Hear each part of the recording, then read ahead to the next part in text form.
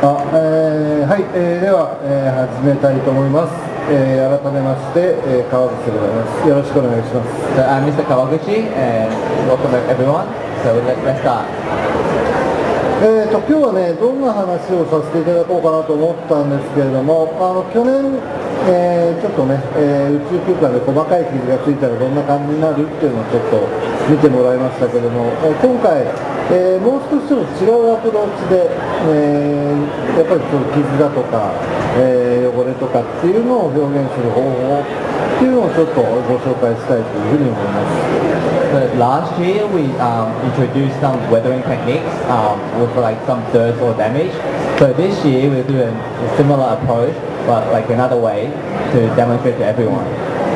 でですね、僕が、ガンプラというかプロの、モデルキットを作るときっていうのは、大体いつもそのストーリーを想像して、それを表現するという作り方をします。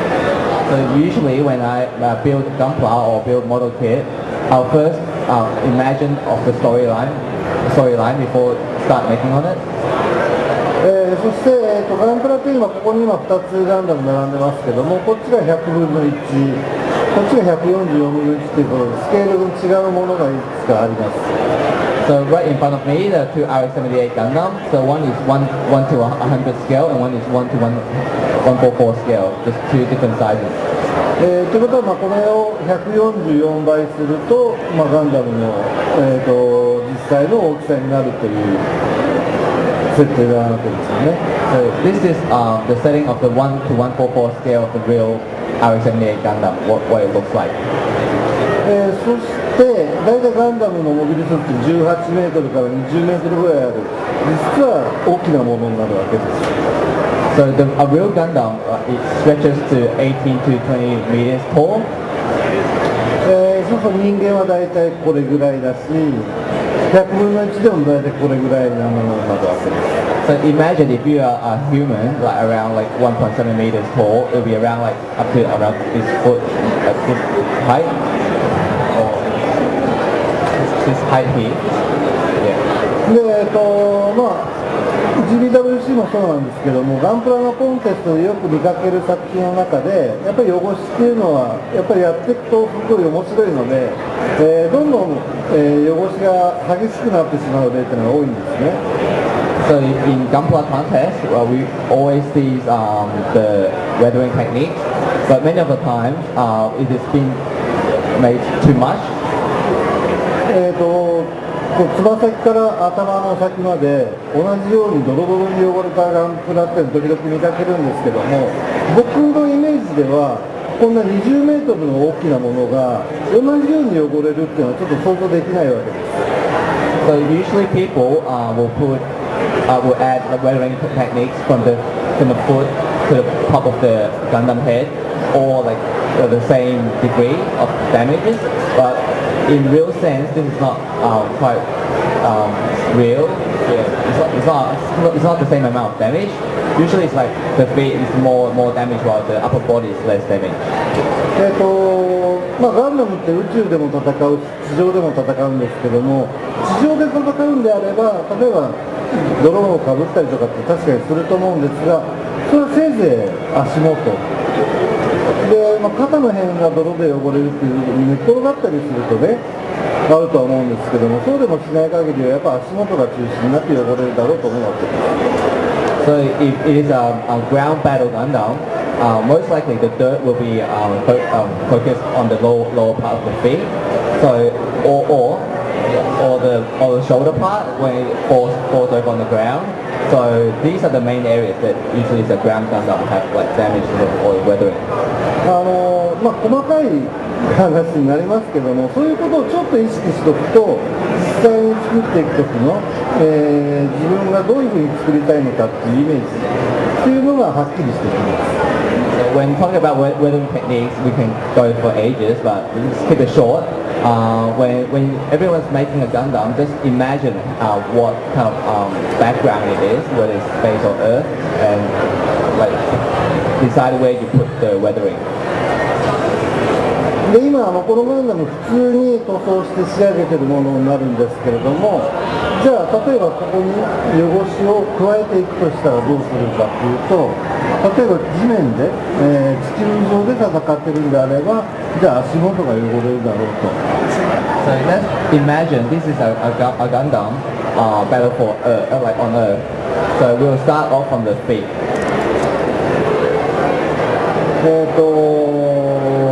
じゃあもう実際にちょっとやってみますけども、これエナメル塗料ね。So this is we're currently using an enamel paint. で、こっちのガンダムは、ラッカー系の塗料で塗装してます。So this is a falling. So this current Gundam has been painted normally with a lacquer paint. で、ラッカーペイントの上からエナメルペイント塗っても、下のラッカー系の塗料っていうのは、劣化しませんから、今ざっと泥っぽい感じで今汚し入れてます。So we'll add the lacquer paint and the enamel, so make it like on the bottom of the foot. これは後でね、もう一工夫しますので、ここの段階ではきれいに塗るっていうことはあんま考えなくていいです。At this stage, you don't really have to care about how you paint it, so just paint it roughly.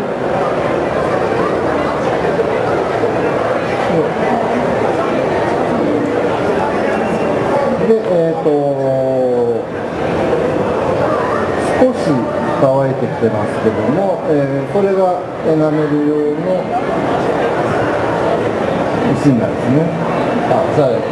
So we just rest it on the side to let it dry a bit, and then we'll add some enamel thinner. で、これを少し落としていくんですけども、So we'll wash off some of the その時にシンナーを少し綿棒をつけて、それで拭き取っていくわけです。So you absorb some thinner onto the cotton bud and just wipe it off gently. その時に、この綿棒で落としていく、作業は大体一方方向でやっていくといいわけです。So please do it in one direction.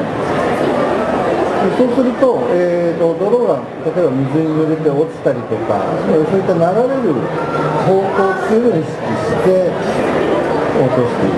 So for the direction, imagine this is like the rainwater, you wash from top to down, so you go from top to down when washing it off.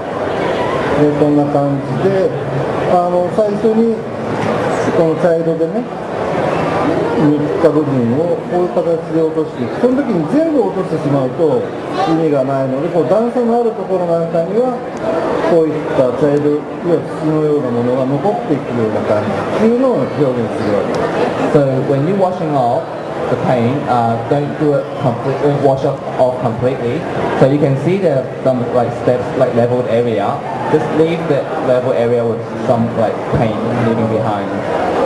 で、普通はね、作っていく最中にパーツの段階というかブロックの段階でこういった作業をしますから、こういう組み上がった状態でやることって僕はあんまないんですけども、後からでもね、こういった作業っていうのを加えることで、要は自分が思い描く、モビルスーツの完成品に近づけていくことができるよということを、理解してもらえればいいかなと思います。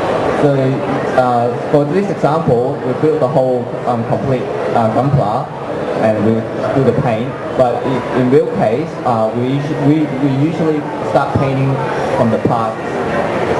でそうすると大体こんな感じね。So it looks like this. We can zoom in a bit.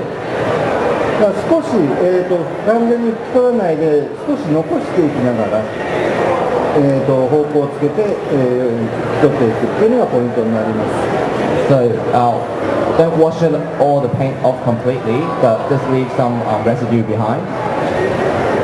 今、例えば泥の汚れっていうことで、ちょっと見ていただいたんですけども、例えば、ストーリーっていうことでいくとね、ジオンのザクってありますね。This is an example of a ground battle Gundam having dirt on the feet.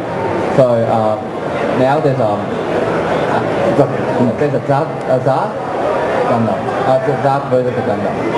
でザクっていうのは緑色の、モビルスーツになるわけです。So I think everyone will know a Zack is green in color. ただ、ガンダムのファーストガンダムのストーリーの中で戦争をやってる時間っていうのは1年間なわけですよ。So when we refer back to the animation of the first Gundam, the whole story is a 1-year war. So it spans for 1 year. でジオンっていうのは地球じゃなくてコロニーにいる人たちね。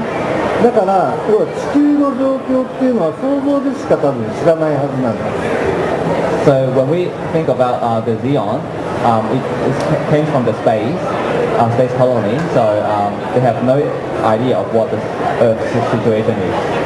でそういったエピソードっていうのはその後のガンダムタイトルの中でも要は地球に降りてきて驚くシーンだとかそういったエピソードっていうのはそのストーリーの中にはいろいろ入ってきてるのね。So as the story proceeds, the Zack of the Zeon, they will start to fall to land on Earth. But at the beginning, it's all happening from the space. で例えばじゃあ、砂漠のあるアフリカやなんかに降りてきた部隊が緑色のザクで行動すると目立っちゃうわけですよ。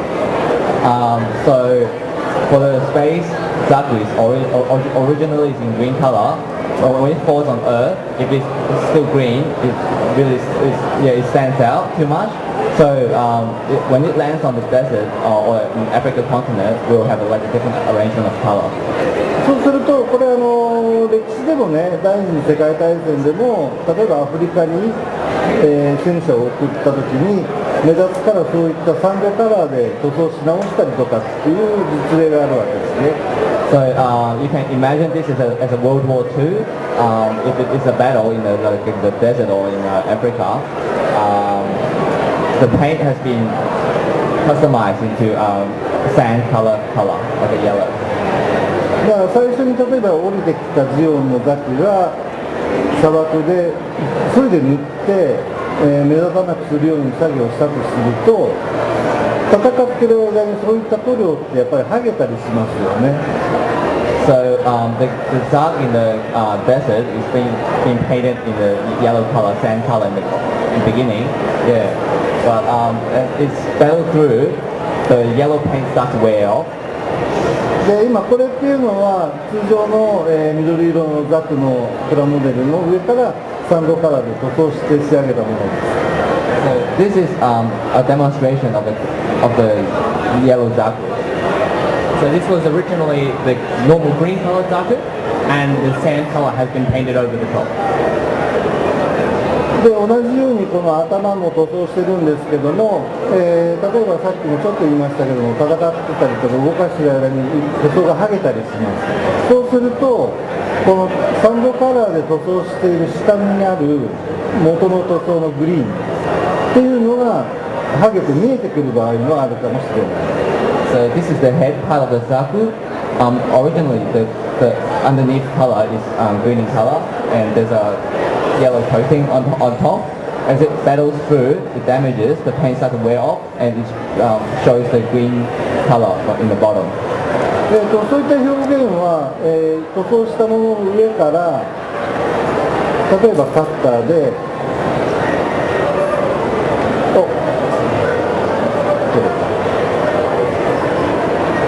ちょっと傷をつけてあげると下もグリーンカラーが出てくるわけです。So we will use a cutter to scrape off the surface yellow color to reveal the green color.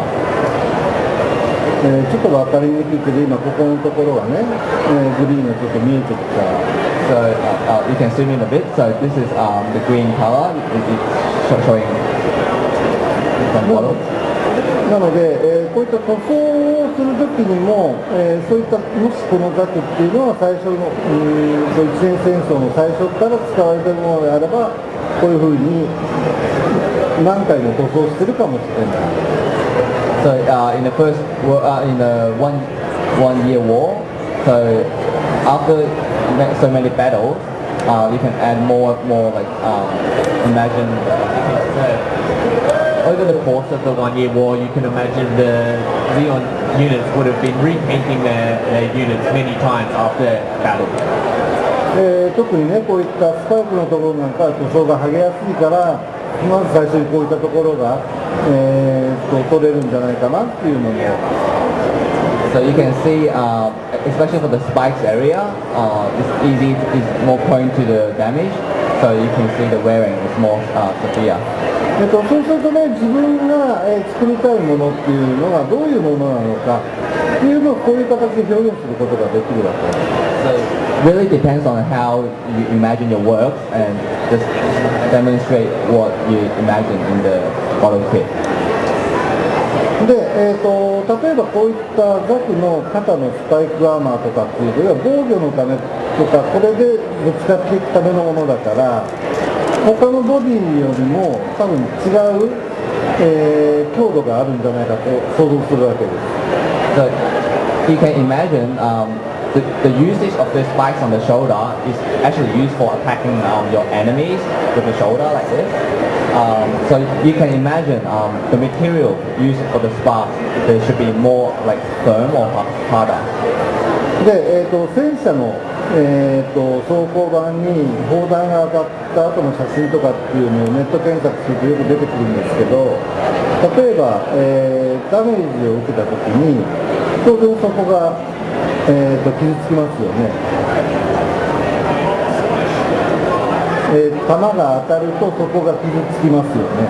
So when there's some missile attacks the shoulder, it leaves a mark on the surface. でただこういった、多分分厚い、装甲板でできてるんだろうと思う。これは僕の想像ですけども、ものは衝撃を受けたら傷だけではなくて多分割れるんですよ。So with such a hard surface, you can imagine such a missile impact on this hard surface. It will not just make like a dent, but actually makes a crack like spread through. それは例えばここに弾が当たったところの表現をする、そこから割れた、傷が、伸びていく、こういったディテールを入れるだけでこれが分厚いもので作られているっていうのを想像させることができるわけ。So for these like hard materials on the shoulder, on the center part of the coloring, this is the damaged part of the bullet or missile, and then it gradually spreads through the damage through cracks. でここのところをじゃあ、弾が当たったらどうするかっていうと、今ねここでもうちょっとやってるんですけども、最初にどこに傷つけようかなっていうのをペンで、一回ちょっと下書きをするんです。So when you start painting for the damages, think of which part of the parts you're going to apply the damage part. で、実際この弾が当たった真ん中のところにちょっとピンバイスに穴を開けて周りを、傷つけていくのね。So you can first use the pin vise to make a mark on the area which is you think will be damaged. で最後は塗装でこれを仕上げていくんですけども、今言葉だけで言ってもしょうがないので、実際に今これを使ってねちょっとやってみようと思いますが、これちょっと皆さん回してみてください。So we'll show you a sample around to give you a more clear image of how the damages work.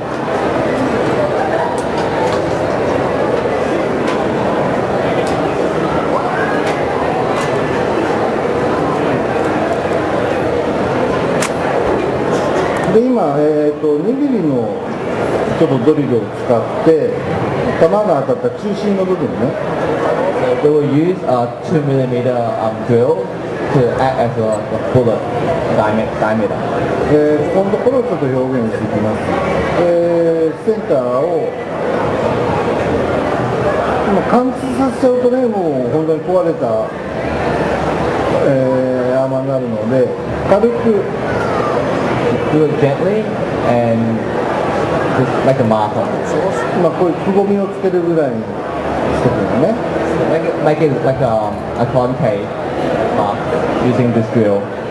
でその後この周りに、このデザインナイフで傷をつけていきます。So surrounding the hole you just made, use a cutter to just scrape off the surrounding. で、大体こう真正面から当たった時っていうのは、当たったところから放射状に傷が広がるんですよね。要はここで破裂するから当たったところでバッと破裂。So imagine the bullet impacts on the surface and it goes and starts spreading the damage. なので、この中心だけではなくてこの周りの飛び散った、破片で傷ついた塗装の面っていうのもちょっと表現していきます。So don't just put damages only on the center. The surrounding is also important. Like it's less like a bullet when it hits, collapse, and like the bits and pieces to scratch the surrounding as well. で、そうすると今、こういう形で So this is how it 加 looks 工 like. ができます。で今日はねちょっとパレットを持ってきてないんであれなんですが、こう実際塗装で、傷をつけていきます。We do this by doing a coating, by scraping off the coating. その前にさっきねちょっと割れるっていう話したんでそういった傷もつけていきましょう。We'll show you how to do the crack using a cutter.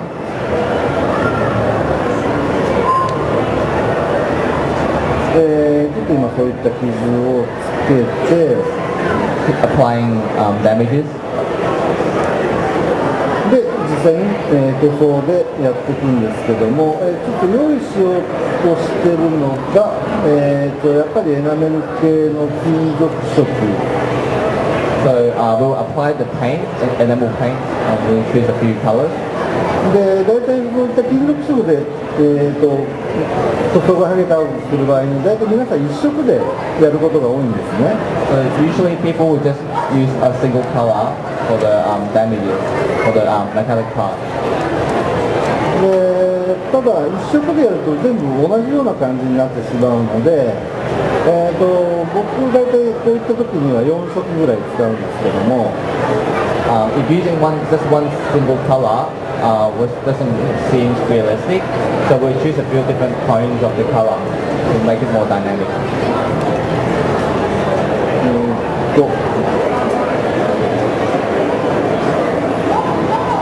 トルーガラなんか使うといいんですが、今メタリックグレーと This is a metallic gray. チタンシルバータイプですね。Titanium silver. これを別々に取ります。So we put it on the side separately. で、クロムシルバー。This is a chrome silver.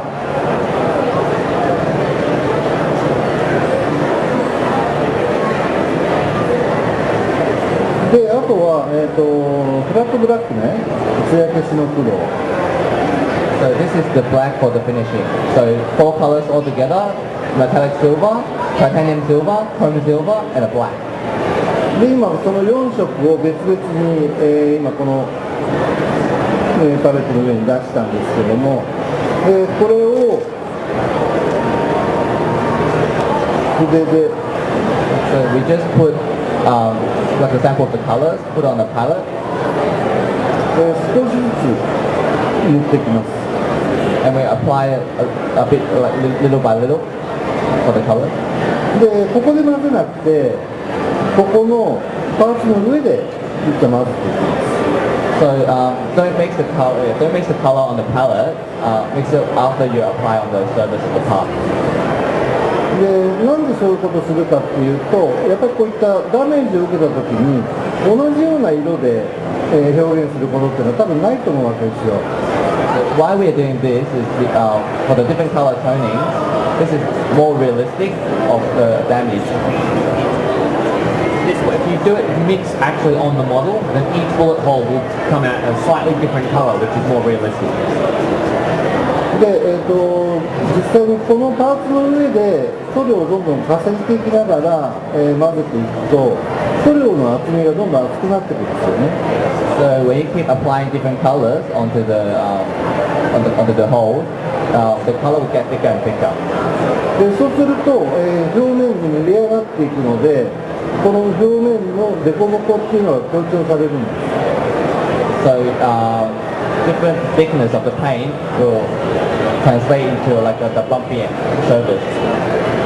で、今やって塗装していって、ちょっと塗料がつきすぎたなと思ったら、さっきのエナメルのシンナーで、軽く拭き取ってあげる。So after applying layers of colors, let it set aside for a while, and when it's ready, just use a thinner and wash off a little bit. そうすると今、この時間で塗装で仕上げたのはこういうものになる。So just what we did just then, and we applied a thinner, and this is how it looks like now on the screen. なのでこれもちょっとまだ、ここ触るとついちゃうかもしれないので、他のところを持って回してみてください。So we'll hand this one out to pass around for people to examine. Just try not to touch the actual part because it's still wet. で今ね、最初に回してみてもらった時にこの、アーマーの部分的に塗装がはけてちょっと錆びたような感じになっているのに気がついた人が多分いらっしゃると思うんですけども、今最初に回してるやつってどこかありますかね。So we passed two parts just now. The one we passed earlier is the scratch of the paint, and this one is the damage of the bullet. でこれは普通の家庭用のスポンジなんですけども、 This is just a normal sponge.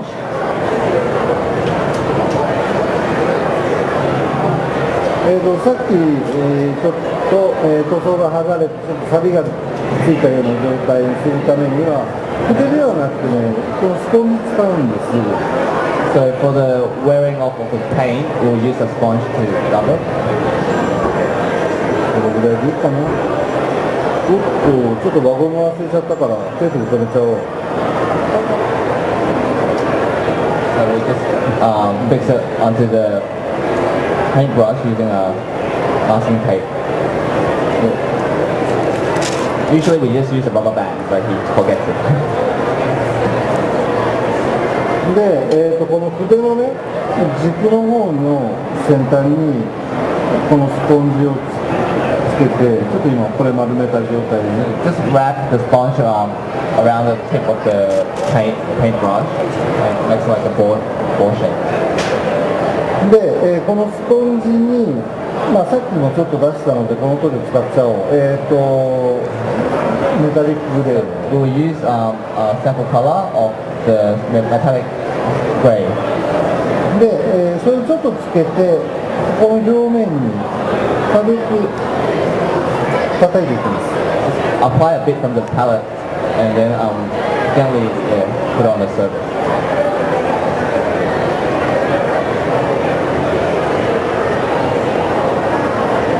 Make sure it doesn't go add too much on the sponge.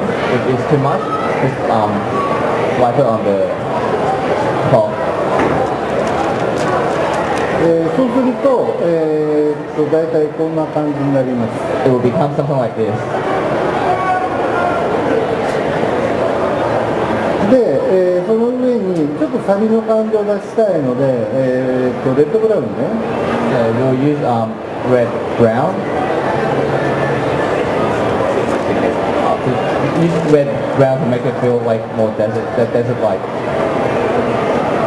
で、やはり同じように Rub it like this. この上から重ねていく。 Apply it on like layers by layers. で、先ほどのフラットブラックもちょっと And add some flat black.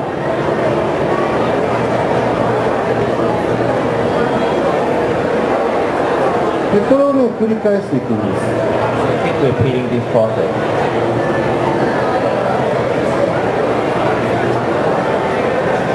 で、するとこんな感じになります。 It will look like this now. 要は擦れて、塗装が剥げて、金属が表面に出てきて、特に地上で戦っているモビルスーツだったらその金属が多分、酸化して錆びついちゃうんじゃないかなということね。 So as it goes into battle and the paints wear off and revealing the metallic parts at the bottom, but since of the heat of the desert, so you may think of this rusting occurs, so we have applied the brown. で今ね、ちょっとこの目の細かいところのスポンジでやったんですが、もう少しね、目の粗いところでやるとこの表現が変わってきます。 So just then we used the smoother surface of the sponge. Now we try the other surface, more rough, to give another appearance. 家にあるスポンジをね、勝手にこんな切ったりすると多分お母さんに怒られるので、こういった作業はもう自分で例えば模型用っていうふうに完全に用途を決めて使ってもらうといいと思います。 Don't take your mother's sponge. She'll be quite upset with you. So maybe you should buy your own sponge for this. で、今ね、このオレンジの部分っていうのが少し、穴が大きいの。スポンジのね。The orange part of the sponge is more, the holes is more bigger, more rougher. で、これを同じようにちょっと So we do the same. We wrap it around the tip of the brush. つけて、Apply the paint. 叩いていくと、 Put on the surface. 先ほどのね、ここの細かい、塗料がついたのと違って少し、ごめん、ついてるのがかなり目が粗い、なんだろう、ドットになっていくわけ。 So it will has like a different image from what we did before the smoother sponge. でこのスポンジにつけてる塗料の量を、多くすると要は筆で塗ってるような感じと変わらなくなっちゃうので、 So depending on how much color you dip onto the sponge, the effect will look different. でその塗料、ここにつける塗料の量も、調整しながらやってもらうといいと思います。 So adjust the volume of the paint you wipe on the sponge and just give a different effect. 実際こういうような塗装ってあんまり筆ではできないので、本当にそんなに簡単にできるのかなって疑問に思う方いらっしゃるかもしれませんが、誰かやっていますか？ Anyone try? Anyone tried this method before using the sponge? Okay. じゃあね、いいよ。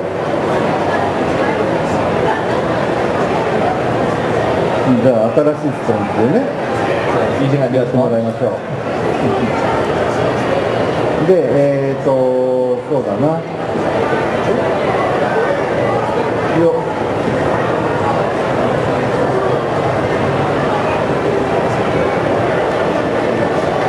これと、こ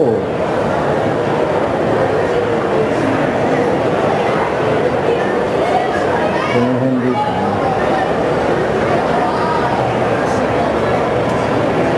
じゃあですね、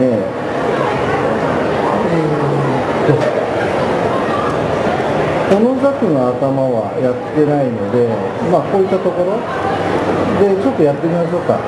So let's try using this this head without any effect on it right now.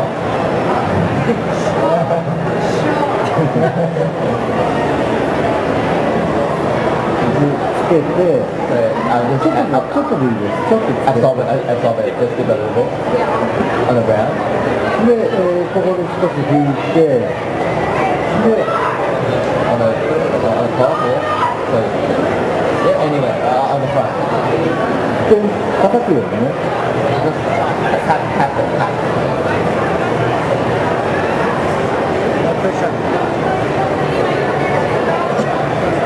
で、今度こっちでもやってみましょう。 Let's try another color.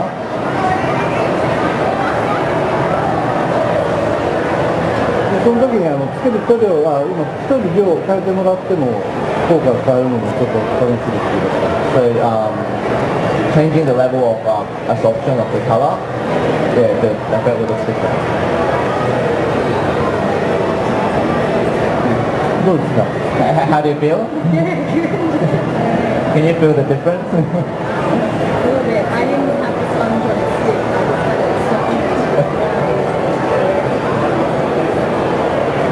でそうやってねやってもらうと一つですか？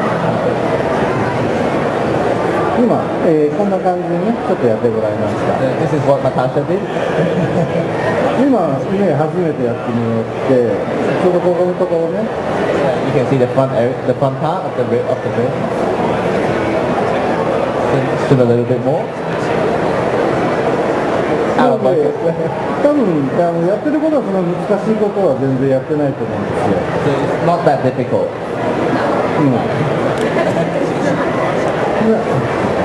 それをねちょっといろいろなものがさっきvery muchいろんなもので試してもらうと、実際自分がどういうふうにしたいのかっていうのは多分感じがつかめてくると思うのね。なのでこれはちょっと置いたもので後で見てもらってください。 So just try different methods on different materials and apply different colors and techniques.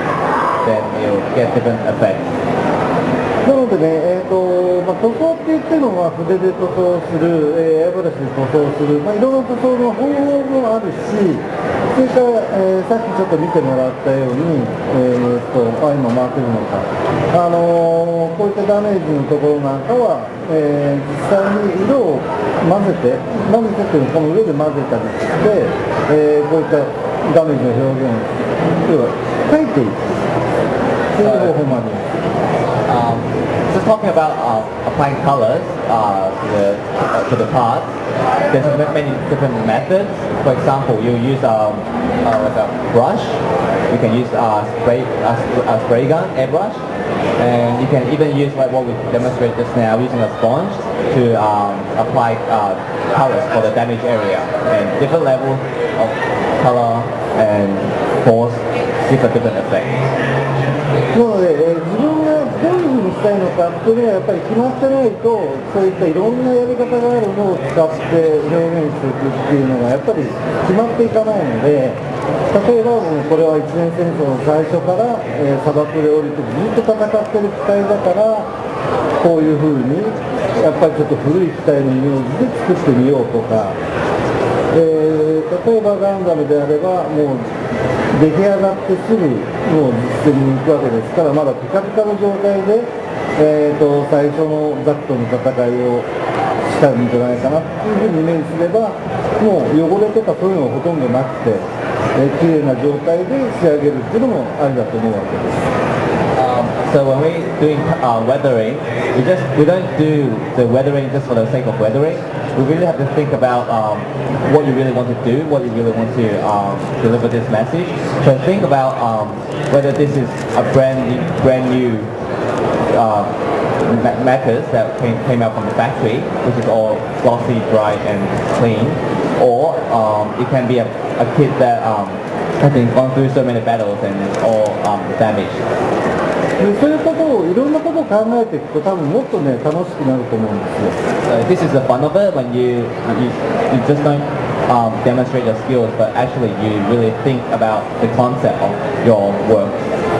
ものすごい細かい話になっちゃうんだけども、例えば、ジオンのモビリスーツっていうのは東部に作られてるものもあるし、一年戦争が始まってしばらくすると例えばアメリカの方にジオンが降りてきてガルマがね、統治した部分そこで作ってるものもあったりするわけですよね。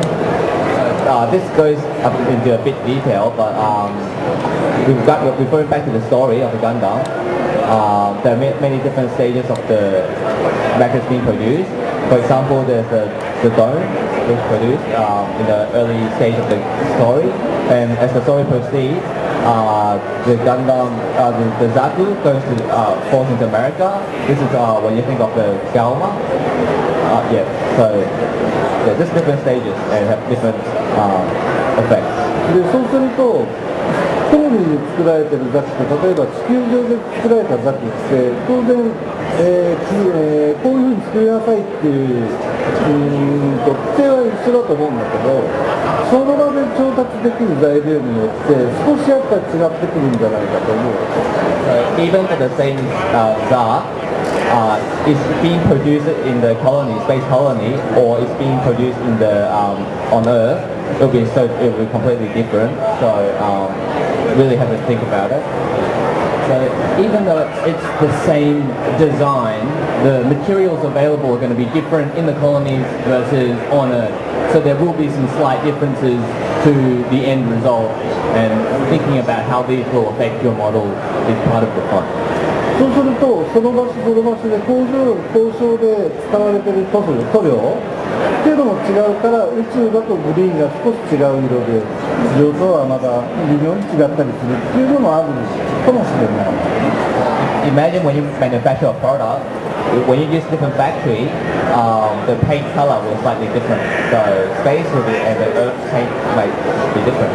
でオーストラリア海軍のことは僕あまりよく勉強してないので分かんないんだけど、例えば昔の日本の、例えば呉とか横須賀とかいろんなところに海軍の基地があったんですけど、それぞれの基地で使われている塗料って同じグレーのはずなんだけども色が全然違うんですよ。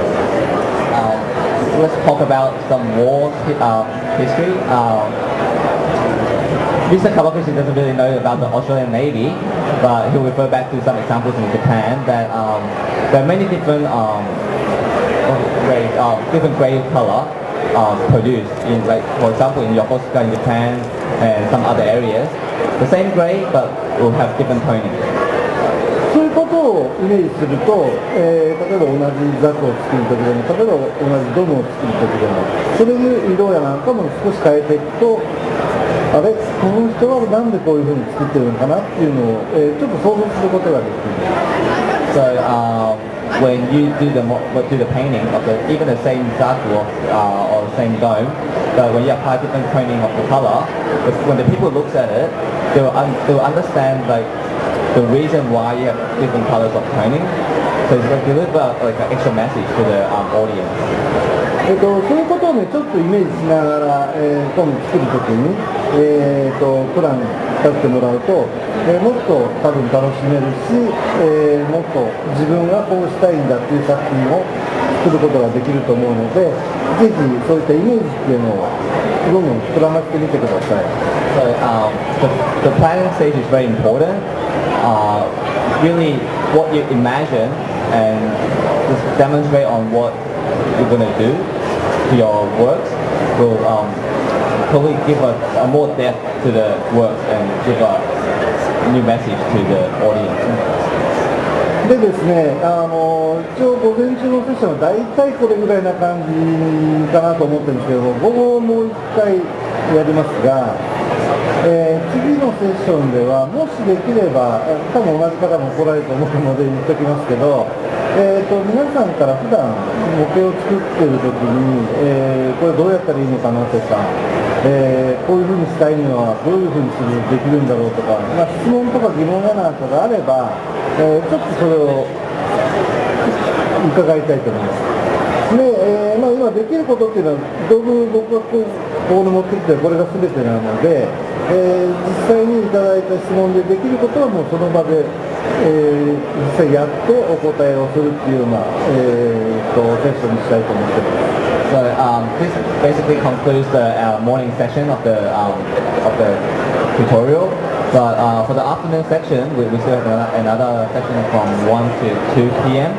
So we would like Mr. Kawaguchi would like to ask everyone here, like, do you have some like experience of making model kits? You have some problems or issue, or you can raise this question, and Mr. Kawaguchi will try to respond to your inquiries.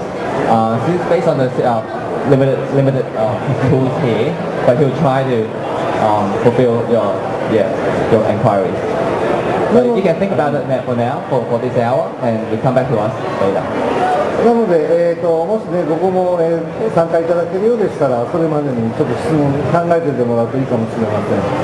So yeah, just 1 hour break, and we'll welcome back everyone coming back, and we'll bring us more questions. We're happy to answer them for you. ということで、午前中のセッション、これで終了したいと思います。どうもありがとうございました。This is the end of the morning session. Thank you very much for listening. Thank you very much. Thank you very much, Mr. Kawaguchi. Coming up shortly at in about 5-10 minutes, Aaron and across the back here is going to do a demonstration on scratch building. So we'll duck off and grab a drink and have a look around. Pop back in about 5-10 minutes. Is there any parts that are sent around? We can just bring them back.